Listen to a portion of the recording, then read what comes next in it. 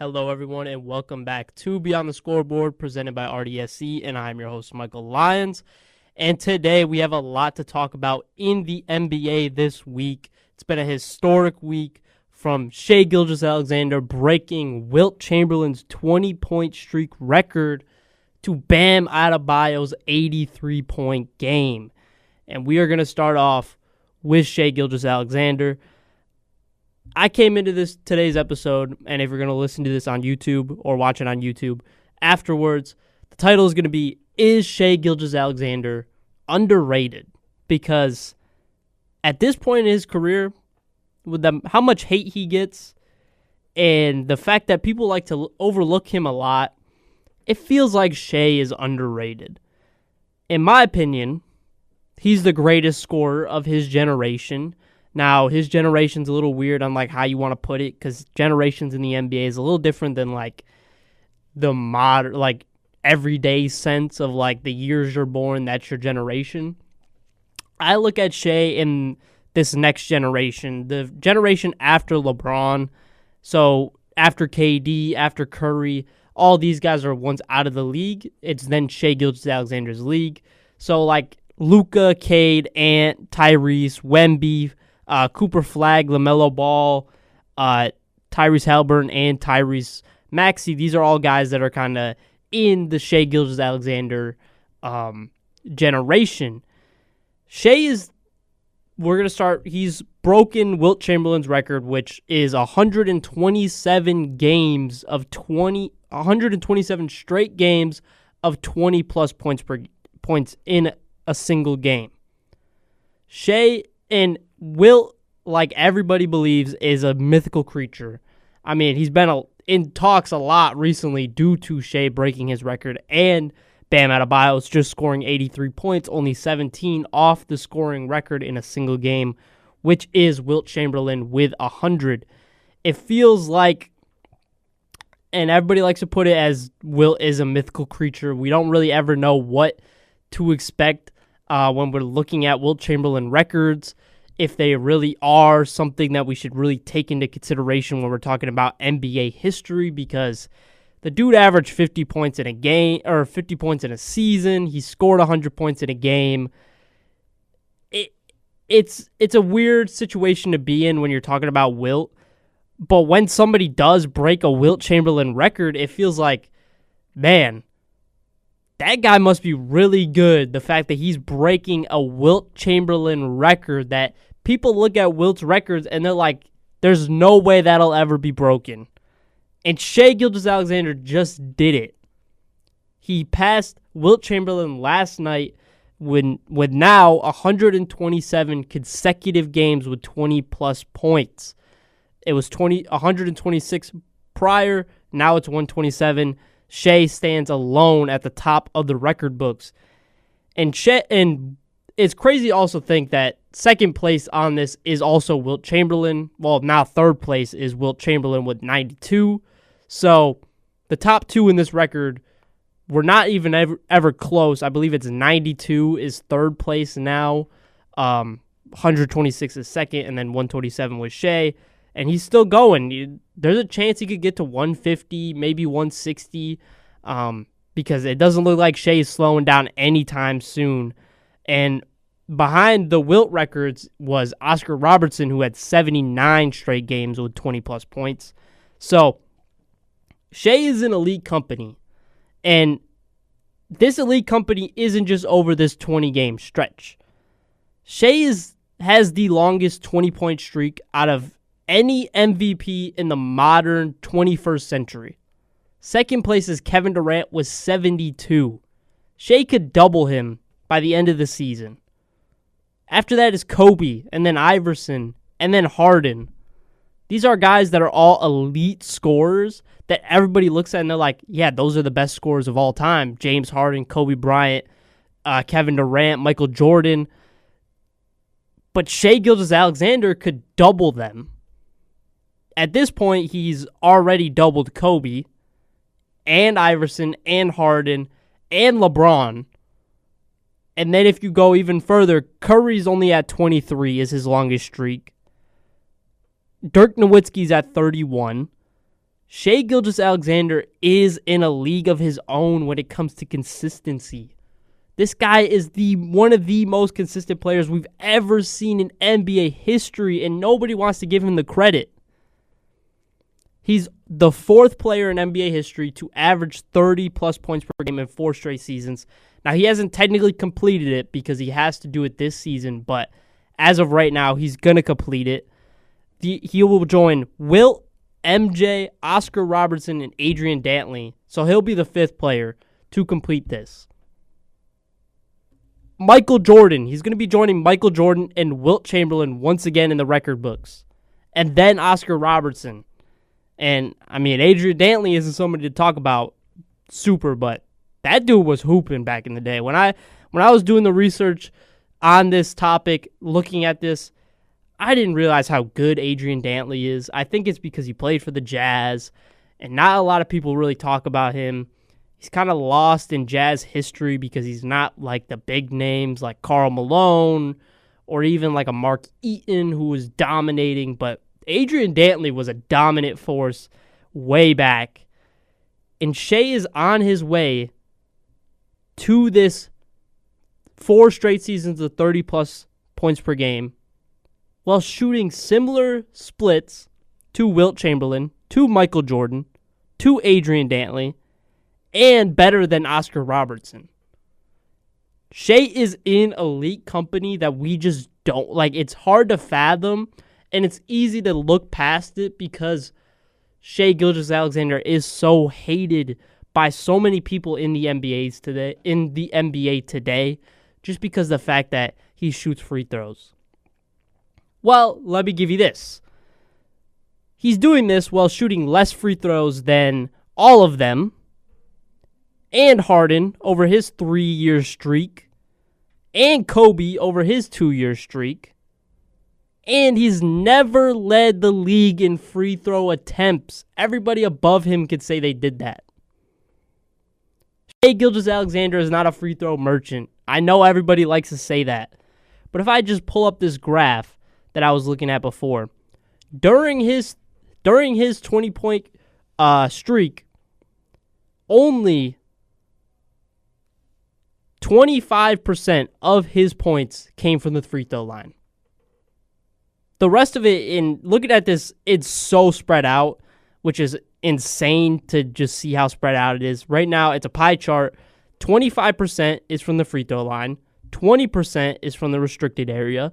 16.5% is from the key. 20% is from the mid-range. And 18% is from the three-point line. This dude just does everything. He's one of the most complete scorers we've ever seen in the NBA. He's shooting 53% over the last 4 years from the field. He's only attempted 9.4 free throw attempts a game over the last 4 years. His effective field goal percentage is higher than all of the greats. Give me a name. Michael Jordan, higher than him. Carmelo Anthony, higher than him. Kobe Bryant, higher than him. Allen Iverson, higher than him. Dirk Nowitzki, KD, Harden, LeBron. He's above all of them in effective field goal percentage. Shai is underrated. It's crazy to think about how people just want to look over this. And it's not just 20-point games over the last 2 years that he has dominated. He leads the league in 30-point games and 50-point games. And he's tied for 40-point games with Anthony Edwards, another elite scorer that we look at in the modern day. Shai Gilgeous-Alexander is one of the best scorers we have ever seen in the game of basketball. He does it from all 3 levels. And he's shooting I believe he's shooting 60% from the field on 2-point attempts this year, which for a guy that is a guard that shoots a lot of tough mid-range shots and gets to the basket, that is an insane number to be shooting. This year, he's almost 50-40-90, shooting 55% from the field, 38% from the three-point line, and 89.5% from the field on 60% effective field goal percentage. On 2-point attempts this year, he's he's shooting 60%. Over the last 4 years, he's only shot under 54% one time. It's crazy to think how insanely impressive his streak has been and how insanely impressive Shai Gilgeous-Alexander is. And people like to clown this guy because he is the guy that said in an interview post-game, my whole life has been consistency. He's proving that. This dude is the best scorer in the modern day, in the next generation of basketball players that we are going to see for a long time. I know people like to compare him with Luka Doncic. And one, Shai has an MVP. He's done more than Luka has. I don't think it's really a comparison. I think Shai is in another world of his own when it comes to being the best point guard in the NBA. Now, if you want to compare him and Jokic, I'm 100% okay with that. But in my personal opinion, Shai deserved the MVP last year. He deserves it again this year if he meets the requirements. And at this point, it's hard to say that he's not going to. This team, over the last 2 years, during this 20-point streak, they're 102 and 24. 103 and 24 now after last night's win over the Boston Celtics, where Shai broke the record. It's just so crazy to think that this dude we're living through a modern day Michael Jordan, a modern day Kobe Bryant, but people don't want to give him that respect. Shai comparatively is really close to Michael Jordan and Kobe Bryant. More Michael Jordan, in my opinion, because he is an elite scorer. He does everything on the basketball court. He doesn't turn the ball over, which is one of the greatest things you can do as an NBA player that has the ball in your hand. Let me look at what his usage percentage is this year, because I really want to know. His usage percentage is 33%. That's top of the league. His win shares are 12, just under 13. And he's only averaging, let me just check. This year, he's only averaging 2.1 turnovers a game. That's the third lowest of his career. And the other two were in his early days, the first year in Los Angeles and the first year in Oklahoma City, where he just wasn't the guy that we were looking at as he is today. It's crazy just looking at how amazing this guy is and how we're living in history right now, but nobody wants to really give him the credit for it, and nobody's talking about it. If this was anybody else, if this was Luka, if this was Anthony Edwards, we would be looking at this like, man, is this guy going to be the next greatest player in the history of the NBA? Because it sure looks like Shai Gilgeous-Alexander's on his way to do that. And at this point in his career, he's 7 years in. He's going to continue to get better. He's only 27 years old. He's already won an MVP. He's already won an NBA championship. He's breaking Wilt Chamberlain's records. He's tying with Michael Jordan.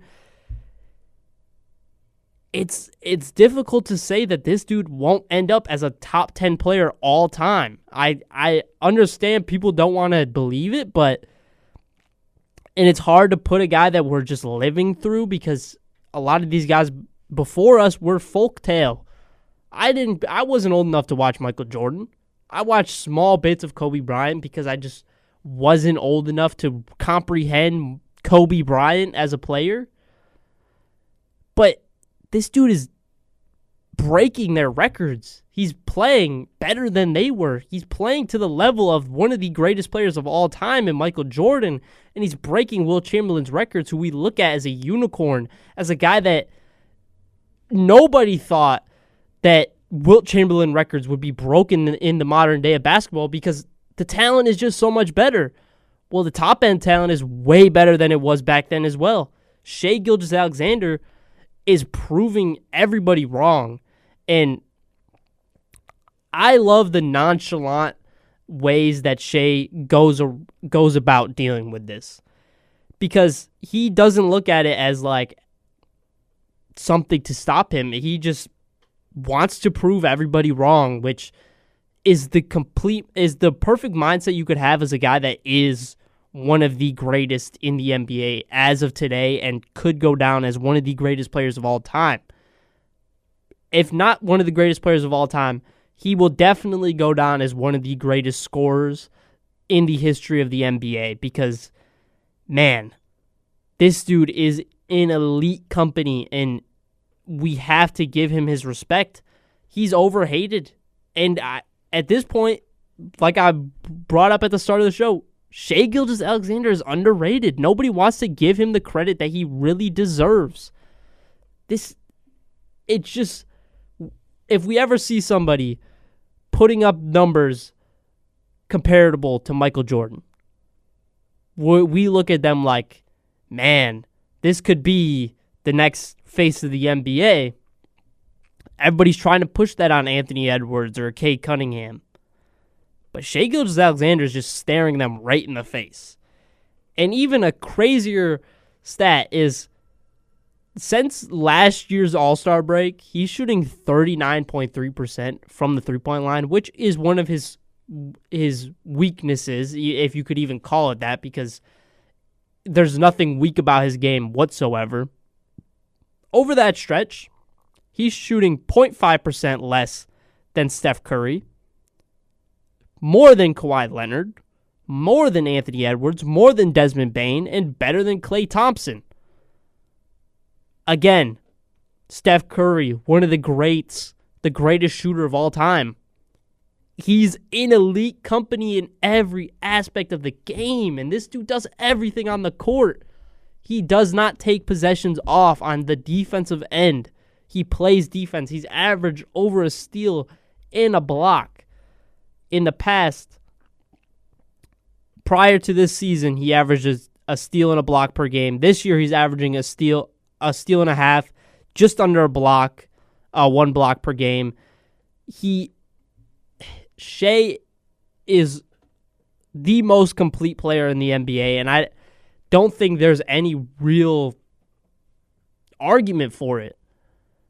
If I get Jokic is just the dominant offensive beast that can carry a team, but Shai Gilgeous-Alexander is also that dominant beast on the offensive end that also doesn't take games off, doesn't take possessions off on the defensive end. He's not a liability. This dude is a great defender, a great perimeter defender who gets blocks, who gets steals. He hustles. That's all you want from your star player. Shai Gilgeous-Alexander is underrated. Period.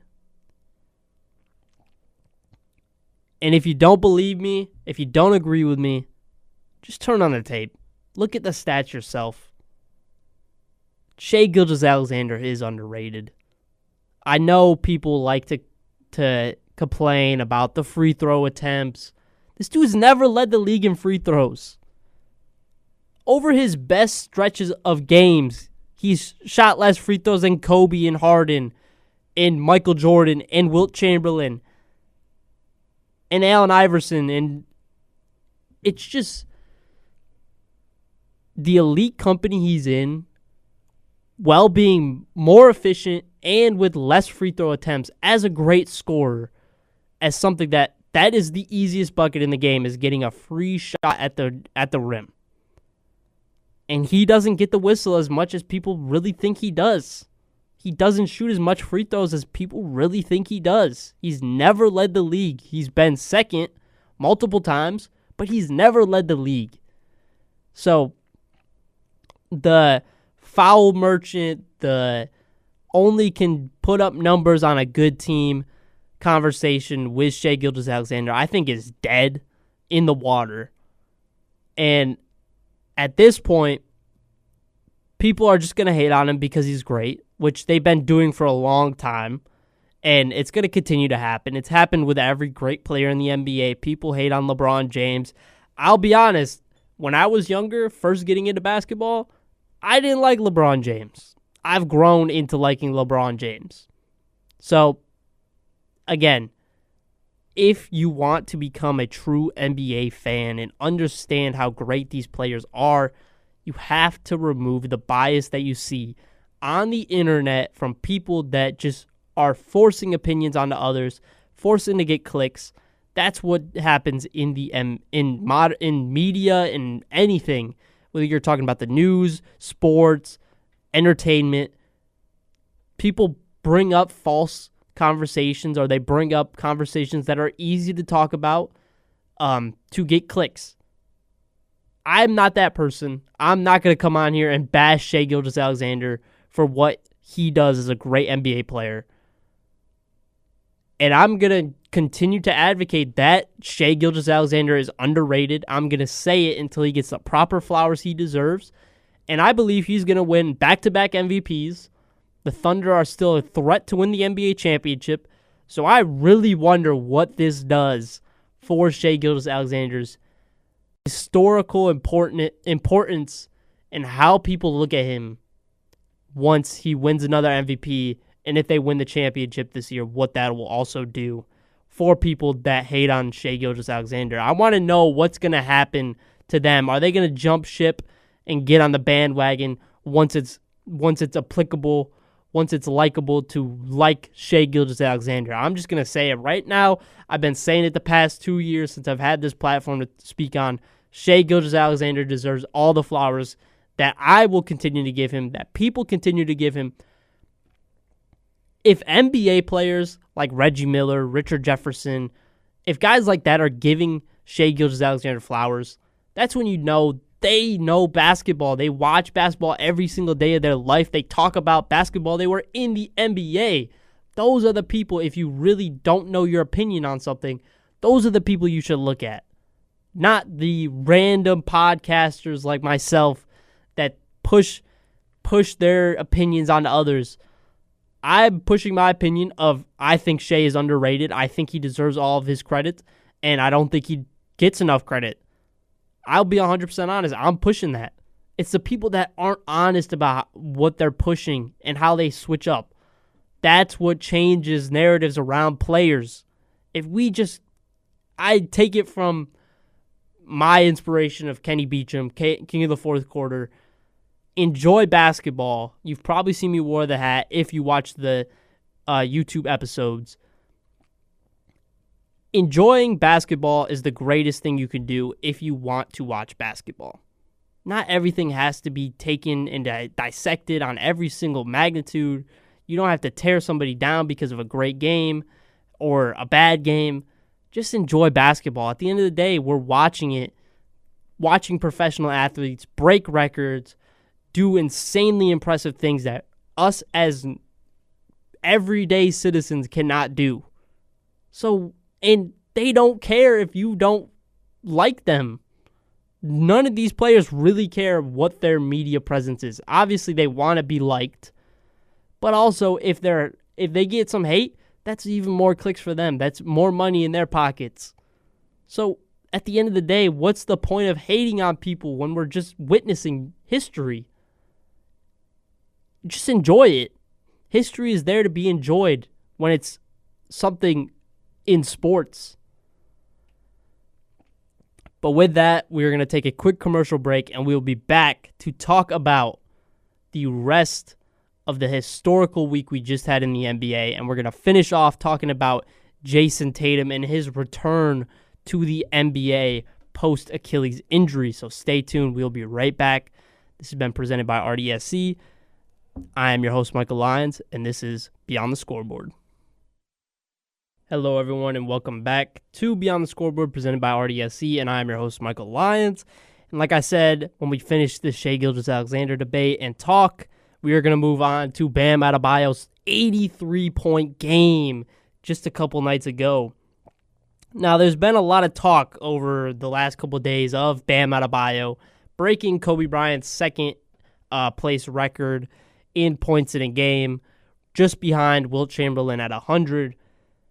There's been a lot of debate that I haven't really enjoyed. I've heard conversations about the competition that Shea was going, or that Bam Adebayo was going against, the way that they went about getting him to 83 points, the fact that it was a blowout and Bam Adebayo shouldn't have been in the game. There's been a lot of debate over the last couple of days, and I just want to say, again, we just witnessed greatness. We haven't seen a guy score 80 points since 2006, I believe, is when Kobe scored 81. I also want to say this.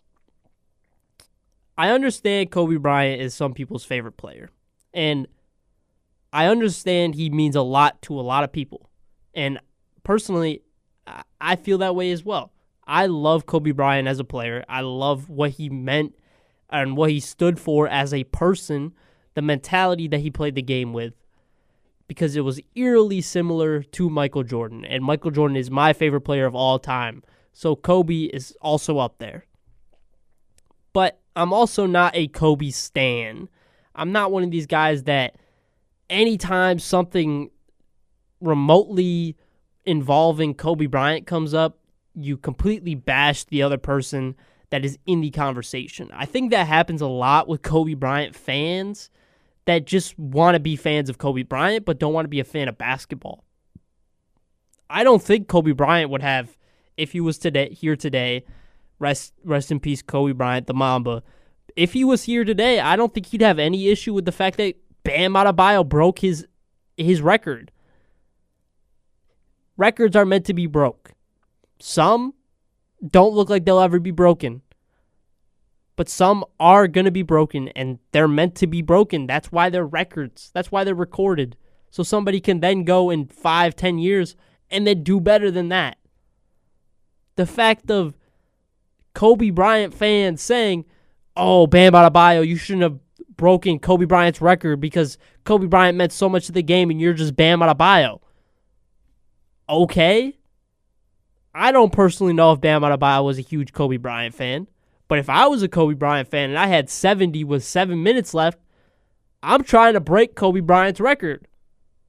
I heard like Nick Young and Gilbert Arenas talking about it on Gil's Arena and how, oh, Bam should have just stuck at 81 and not made those free throws because Kobe Bryant means so much to the game and he deserves to be at the number 2 spot. He's still in the record books. Just because he's one spot lower does not degrade Kobe Bryant's career. If you just look at Kobe Bryant for his 81-point game, you don't know about Kobe Bryant. The dude that did a three-peat with Shaq, then came back later on in his career and won 2 more with Powell and Andrew Bynum. Dude that went toe-to-toe every single year with the San Antonio Spurs.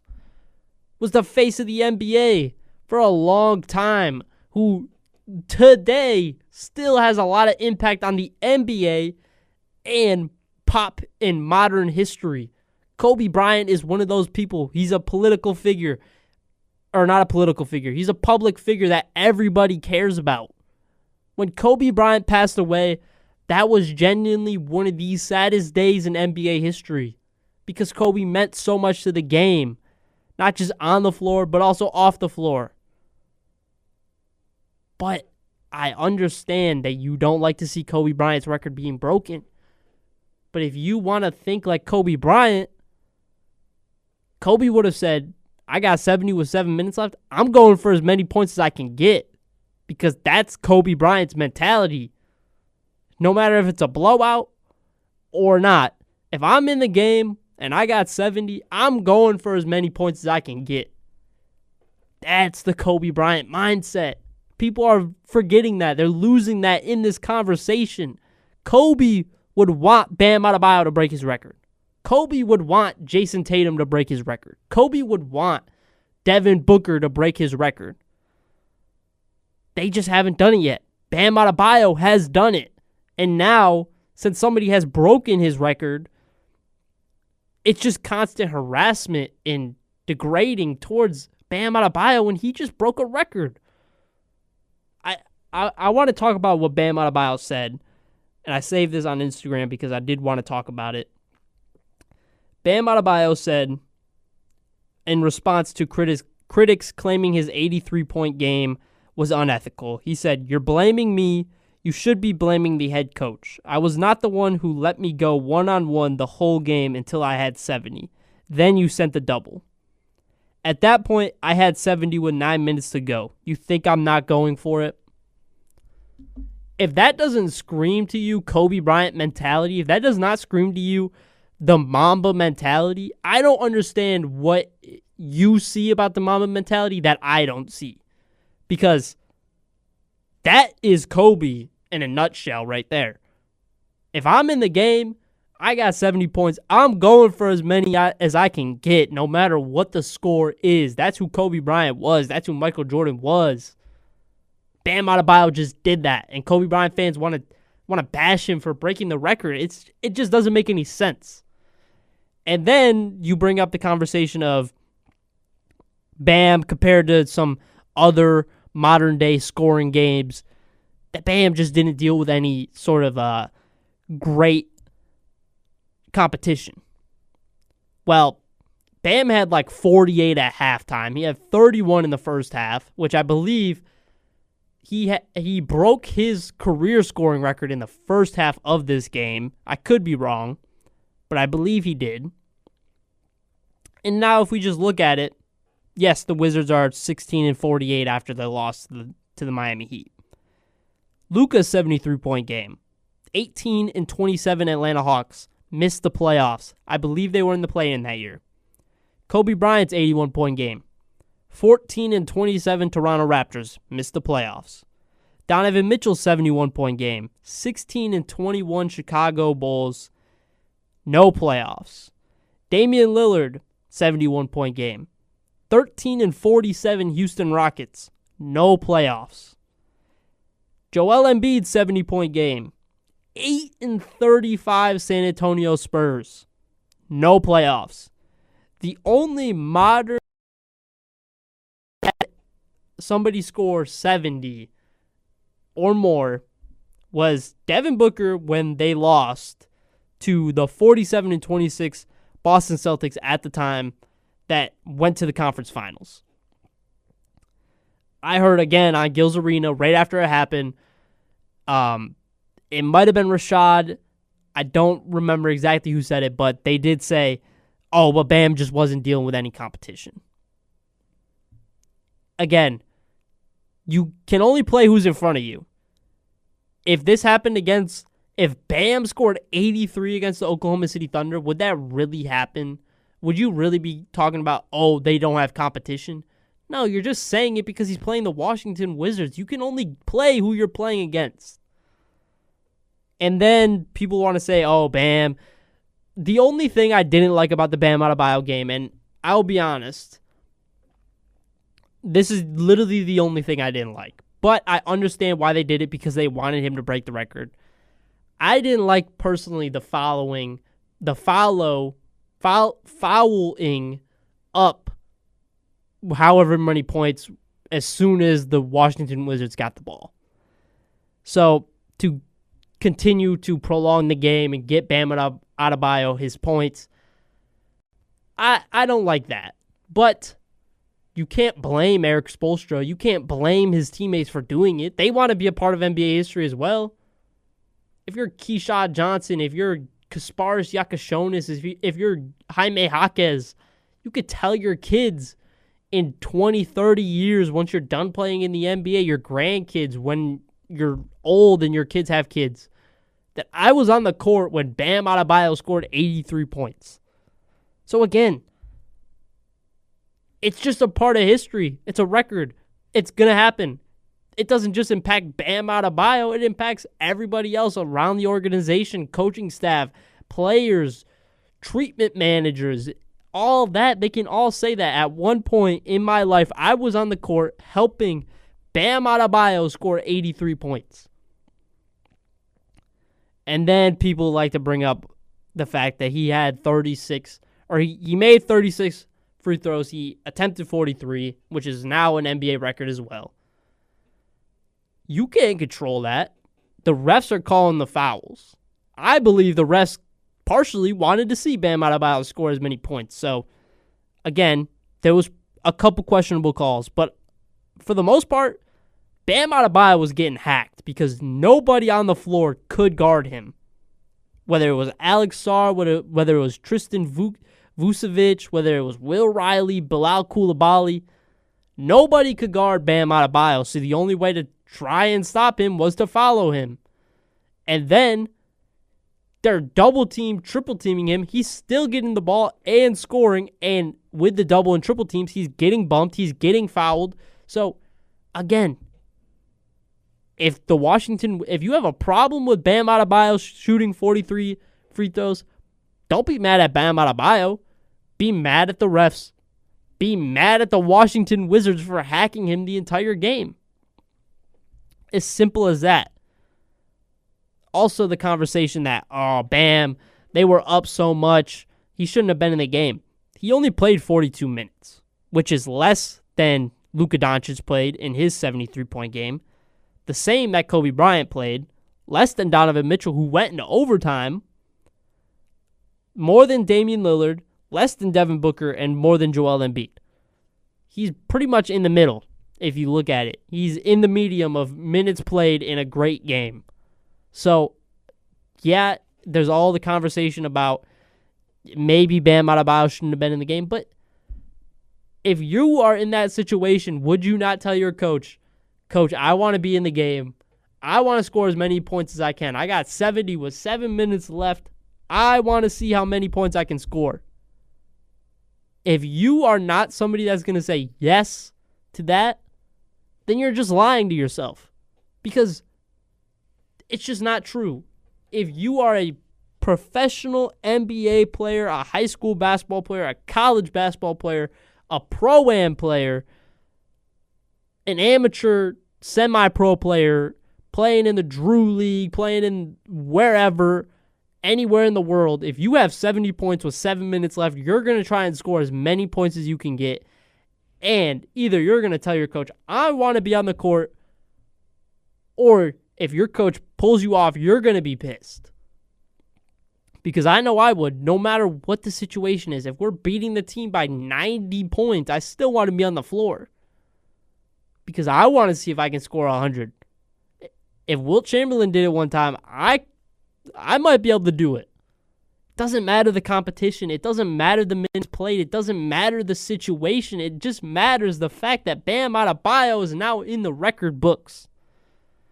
That's all that matters. We don't have to degrade performances. Just be okay with history being made. It's the same thing with Shea that I was talking about in the first half of the episode.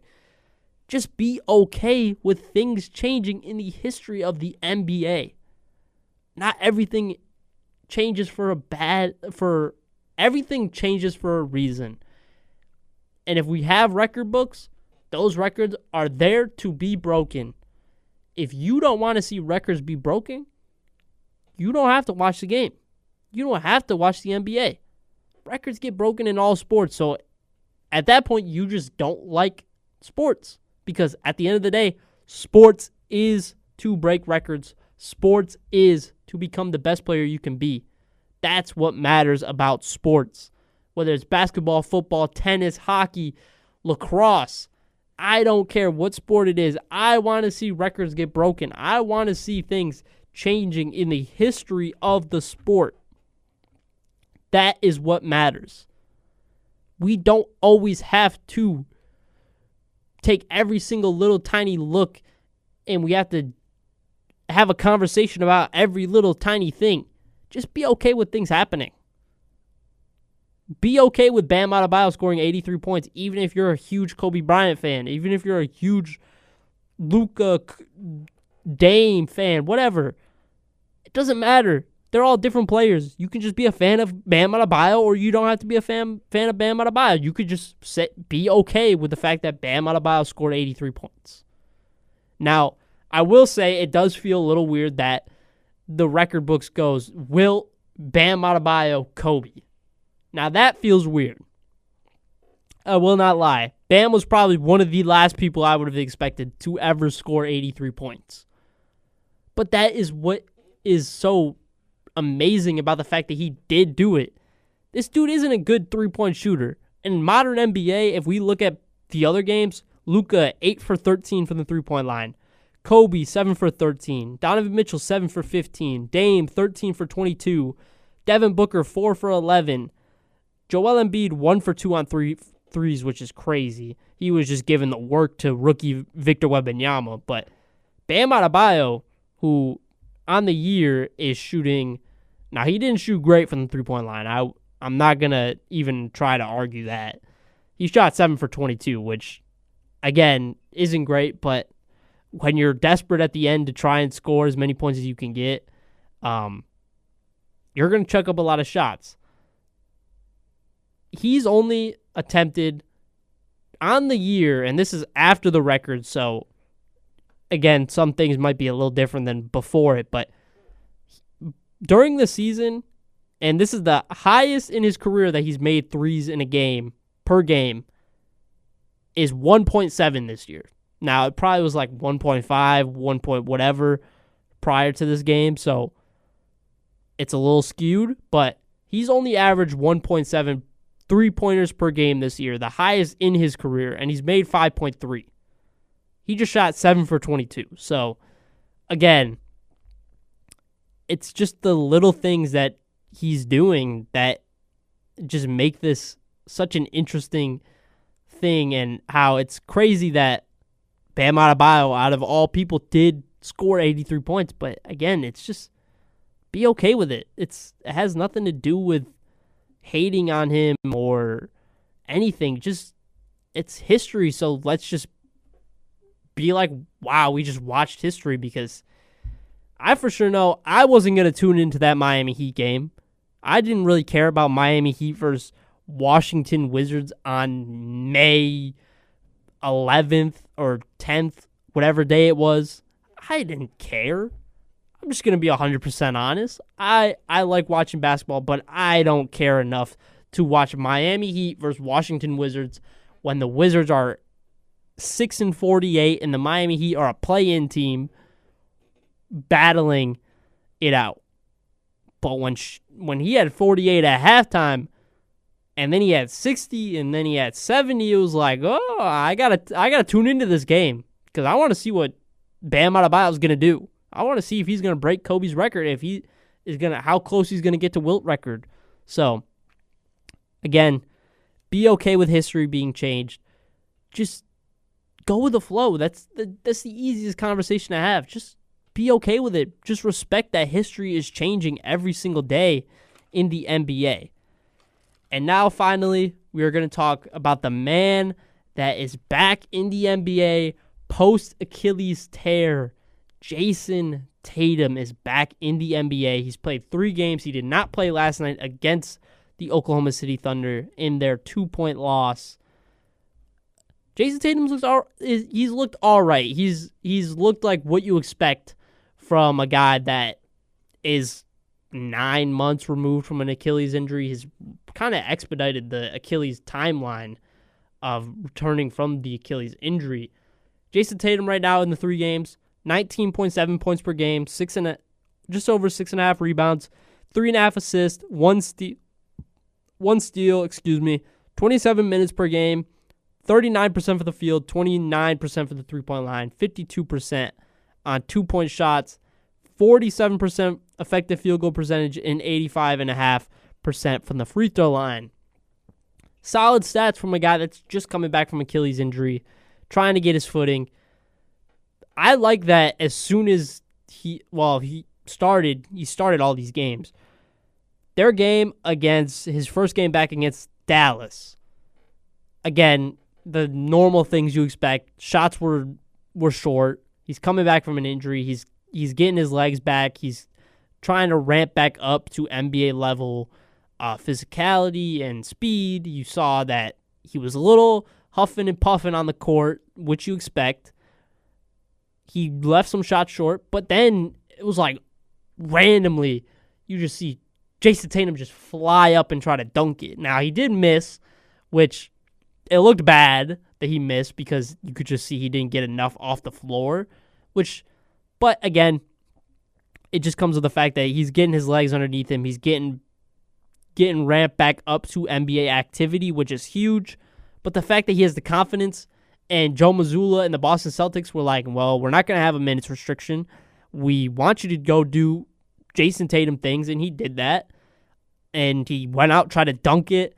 I believe Jaylen Brown tried to throw him a lob that was just, it was a little ugly, but still tried to throw him a lob. So they have the confidence in him coming back to the athlete form of Jason Tatum, along with being the premier scorer, the guy that just does a little bit of everything on the court. One of the biggest things I noticed is, I think in this time of him ramping back up, you're going to see a little bit more playmaking duties from Jason Tatum, which I think is going to be huge for him going forward. Whether he gets back to 100% of what Jason Tatum was prior to the injury, or if it's going to take more than the end of this year in the playoffs to get back to Jason Tatum, being able to have that playmaking ability early on from injury, like him and Neemias Queta had a good connection in their first game back. I didn't watch their second game. I watched a little bit of their third game, so I'm not going to speak entirely on like, oh, Jason Tatum's like 100% got connected back on, but it looks good for the Boston Celtics. It looks great. I like that they came in. They weren't like, Jason Tatum, here you go, take over. They were like, Jaylen Brown's still the guy that's going to dominate for the time being until Jason Tatum becomes back to what he is. And the fact that he has a little over a month to get back acclimated to the NBA speed and NBA level physicality, that's huge for this Boston Celtics team. And really, in a month, right before the end of the season, my opinion on who's going to come out of the Eastern Conference could change depending on how Jason Tatum looks at the very end of the season going into the playoffs. I think he's going to look pretty good. I wouldn't say 100% of what Jason Tatum was before, but I think if he gets 75, 80% of what Jason Tatum was pre-torn Achilles, that's huge for this Boston Celtics team and could really propel them to be the favorites and the team that does come out of the Eastern Conference this year, despite how great Detroit has been all year long. It's just tough not having a secondary scorer and a secondary ball handler alongside Cade Cunningham, which I think Boston, if they do meet, having Jason Tatum be that kind of guy that is continuing to get his confidence back. You're going to see some games soon where it's like in 2, maybe 3 weeks, if we see a Jason Tatum 30-point game, maybe even a 40-point game, you're like, oh, Jason Tatum's back. That's the Celtics team we expect.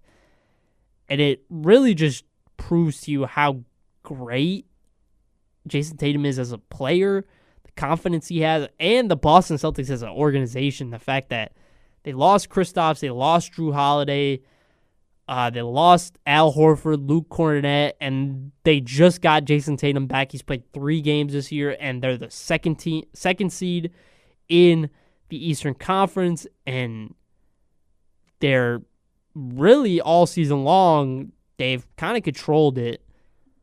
And by the end of this year, if Boston is number 1 seed, I truly wouldn't surprise me. The only thing I do dislike about it is the fact that Joe Mazzulla is probably going to win Coach of the Year this year, which he 100% deserves. I just really wanted to see J.B. Bickerstaff win the award. I think he deserved it last year, and I think he still deserves it this year. And there's still plenty of games left, so it could change. He could go right back to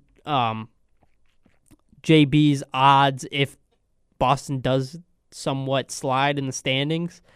I just think at this point it's hard to disagree with Joe Mazzulla being Coach of the Year, but man, Jason Tatum being back, Shai Gilgeous-Alexander breaking records, Bam breaking records. What a week it has been since the last episode. But to end the show off on some news, we will not be having a show next week or the week after. It is the end of the quarter, the last show of the quarter. So it's going to be a little bit of time before we are back in the studio making some videos. But stay tuned. We will be back stronger.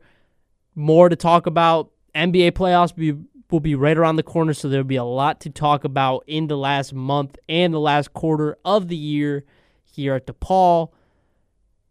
But now it's the perfect time of the year. March Madness is starting up. DePaul did lose 2 nights ago to Georgetown, who just beat Villanova last night. So Georgetown's on a little bit of a run, but Selection Sunday's coming up. Got some big things coming up in March Madness. Starts next week, so if you're a basketball fan, this is the perfect time of the year. March Madness starting up, NBA playoffs right around the corner, so this is the perfect time of the year. This is where things ramp back up. It's getting nicer outside every other day here in Chicago. It's getting nicer outside, but yeah, this is the perfect time of the year for NBA fans. Hope you guys enjoyed listening. This has been Beyond the Scoreboard, presented by RDSC, and I'm your host, Michael Lyons.